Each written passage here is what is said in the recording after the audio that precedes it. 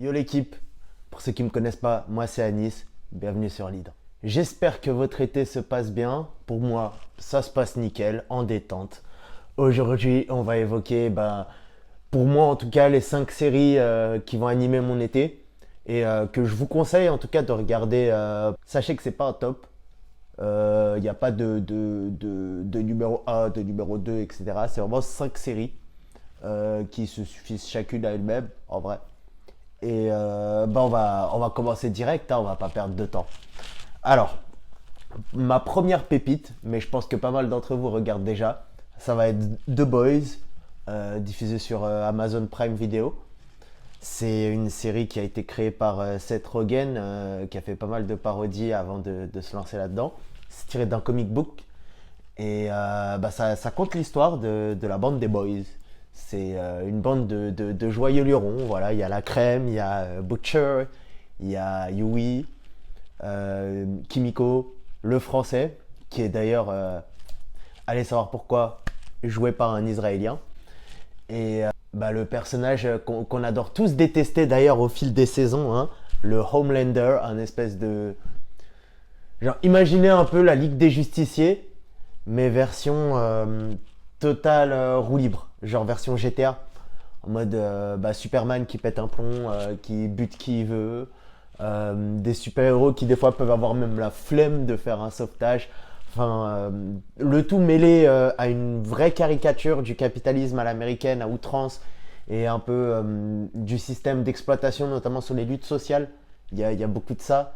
Je pense à deux personnages en particulier, de Maeve, qui est par exemple beaucoup mise en avant par Vault, la société qui possède les super-héros par rapport au fait qu'elle est issue de la communauté LGBT, et A-Train qui est un peu une égérie Black Lives Matter, mais qui a rien d'un saint.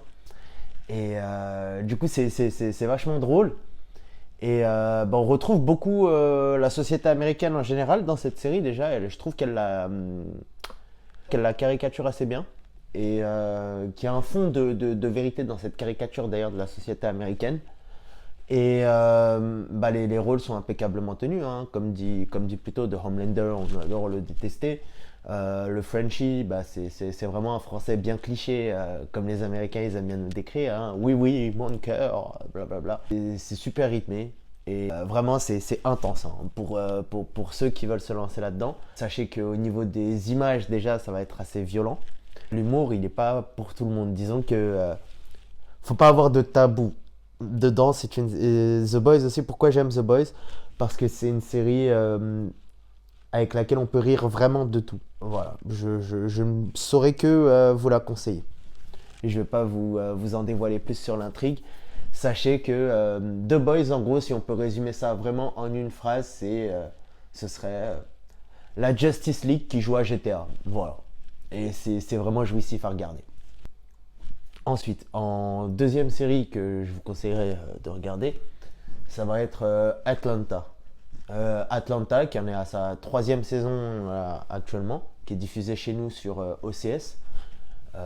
Écrite et réalisée par Donald Glover, qui est aussi connu sous le nom de Childish Gambino en tant que rappeur.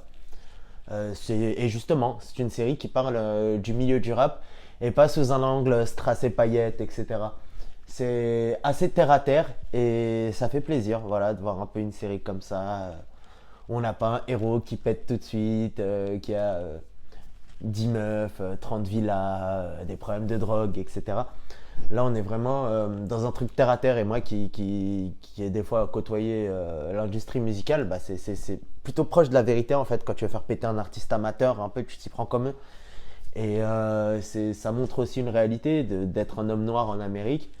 Et en fait, ce que j'aime beaucoup dans cette série, c'est qu'elle va à la fois caricaturer ces Américains qui sont assez extrémistes, voire limite suprémacistes blancs, et elle va en même temps complètement se foutre de la gueule des bien-pensants. Voilà. En gros, ça tape dans tous les sens dans cette série. J'adore beaucoup. D'ailleurs, il y a un épisode là-dedans, c'est dans la saison 2, ça s'appelle Black American Network. Vous pouvez le regarder, je crois que c'est l'épisode 6. Vous pouvez le regarder sans avoir vu tous les autres épisodes. En vrai, il se suffit à lui-même. Et vraiment, on voit le concept. Et je trouve que c'est l'épisode qui décrit le mieux l'atmosphère de cette série. Et bah pareil, hein, je vous conseille de vous attaquer à ça. La bande son, elle est géniale, c'est super bien réalisé. Les personnages sont touchants, hein, clairement. On s'attache aux personnages, on se reconnaît même dans certains comportements que des personnages peuvent avoir ou quoi. Donc voilà, foncez voir cette pépite en 3 saisons, ça se regarde vite, c'est des épisodes brefs. Parfait pour une petite farniente comme ça, en bord de piscine, se regarder un truc un peu fun, où il n'y a pas besoin d'impliquer trop les neurones, c'est ce qu'il vous faut. Une autre série à suivre cet été, pour le coup c'est vraiment la série qu'on peut prendre vraiment partout avec nous, et surtout dans un voyage en avion, c'est efficace pour se changer les idées, ou le soir pour se coucher, voilà, c'est South Park, qui est maintenant à sa 25e saison et qui a des épisodes là de prévus cet été puisqu'ils ont signé un gros deal avec Paramount+. Pour l'instant, c'est pas diffusé en France, mais bon, on a tous un oncle aux États-Unis qui nous envoie des torrents de séries, hein. Je pense que vous avez la ref. Et c'est assez facile de se les procurer, ces épisodes. Et pour l'instant, le premier épisode est sorti, c'est The Streaming War Part 1. Et ça parodie un peu la guerre des services de stream, justement, puisque eux-mêmes, ils débarquent sur un site de stream. D'ailleurs, ils sont adeptes un peu de ça, de briser le quatrième mur. South Park, c'est quoi? C'est vraiment une critique acerbe et vraiment juste de la société actuelle, en fait, tout simplement. Et c'est vraiment la série la plus... comment ça s'appelle, qui colle le plus à notre monde, à notre époque. Et voilà, et qui a su le plus évoluer avec son époque. Depuis la saison 17, les épisodes se suivent. Et c'est jouissif en fait, tout simplement, puisque ça colle à l'actualité. Chaque épisode, il est écrit une semaine à l'avance. Les personnages sont bons, les imitations sont bonnes. Et l'humour, il peut être de prime abord assez pipi caca. Mais quand vous foncez vraiment dans toutes les références qu'il y a là-dedans, et même dans les sous-textes qu'il y a dans beaucoup d'épisodes, notamment le premier épisode de la saison 25 où en gros ils s'opposent au pass sanitaire à leur manière. Voilà, je vous laisserai regarder ceux qui en ont la foi. Et clairement, South Park, déjà moi c'est ma série préférée en vrai de tous les temps.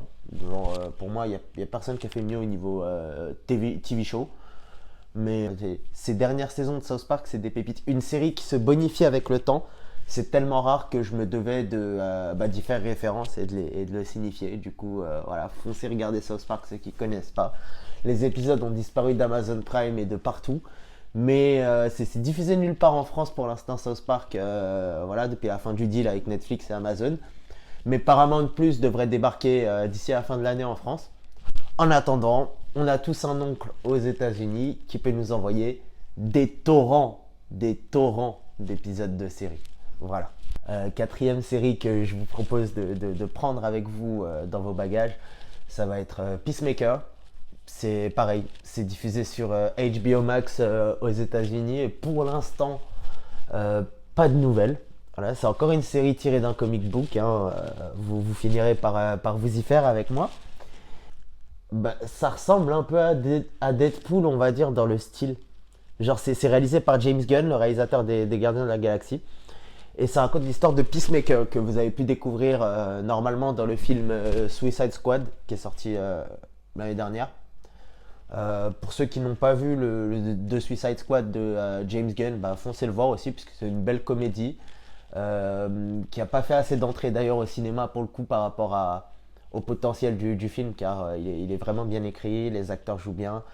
Et le concept est stylé en fait. De base, c'est des super criminels qui, pour avoir des remises de peine, en gros, font des missions pour le gouvernement des États-Unis que les super-héros normaux, on va dire, ne font pas. C'était super bien écrit pour le coup, cet opus-là, par James Gunn. Peacemaker en est la suite, hein, du coup, puisque, en gros, voilà, faut regarder le film, encore une fois, et pour bien avoir une compréhension. Après, la série se suffit à elle-même, pareil. Hein, vous pouvez la regarder sans avoir vu le film, car il y a un résumé. Mais c'est bien d'avoir vu le film. Et pour le coup, c'est vraiment une pépite. Genre, surtout, j'invite les gens à voir le générique. Je vais essayer de caler un extrait. J'espère que je vais pas me faire strike. Alors le personnage il est interprété par John Cena, que vous avez sûrement tous connu plus jeune en tant que catcheur. Hein. Moi-même, quand j'étais adolescent, je le regardais toutes les semaines d'ailleurs. Donc ça fait plaisir de le voir à nouveau dans une série télé pour le coup. Moi qui ai grandi et qui regarde plus trop le catch. Et de toute façon c'est du chiquet, hein, c'est conneries. Mais c'est l'histoire d'un mec en gros, Peacemaker. Et disons que ça ressemble à Deadpool, pourquoi? Parce qu'en gros c'est un super héros. Et comme son nom l'indique, du coup Peacemaker, le faiseur de paix en français. Et en gros son but c'est d'avoir la paix par tous les moyens. Il le dit même à un moment dans une réplique dans le premier épisode je crois. S'il doit même tuer une armée de gosses pour avoir la paix, il tue une armée de gosses. C'est quelqu'un qui est obsédé par la paix et par le patriotisme un peu américain vraiment exacerbé. Donc on dirait un peu, imaginer un supporter de Trump qui la joue super-héros à l'extrême. Voilà, avec des codes 45 et un gros casque boîte de conserve. Et vous avez Peacemaker. Et c'est pour le coup même John Cena d'ailleurs, que je savais pas, bon acteur. Il a un énorme potentiel comique et il joue très très bien dans la série. Et je peux que vous suggérer de regarder cette pépite en vrai. Faites attention d'ailleurs, il y a une scène post-générique à chaque épisode. Voilà. Ma dernière série à vous conseiller pour cet été, ça va être Miss Marvel, pour le coup, que j'ai découvert là, en même temps que tout le monde, j'imagine, sur Disney+. Il reste un épisode là qui sortira la semaine prochaine. Sinon, vous aurez la saison complète. C'est conseillé d'avoir vu le film Captain Marvel, peut-être, mais juste conseillé. Voilà, c'est pas grave si vous l'avez pas vu. C'est une série qui raconte l'histoire de. C'est une série Marvel, voilà, qui est située dans l'univers Marvel d'ailleurs. C'est diffusé sur Disney+. Et ça raconte l'histoire de Kamala Khan, une petite fille pakistanaise qui habite dans le New Jersey et qui est issue de la communauté musulmane, etc. Et c'est une fangirl, voilà. Vous savez, on a tous eu cette meuf-là au lycée, un peu la fangirl qui fait des fanfictions, qui a tous les trucs kawaii, blablabla, des cosplays et tout. Et elle est fan des super-héros en général, et en particulier de Captain Marvel.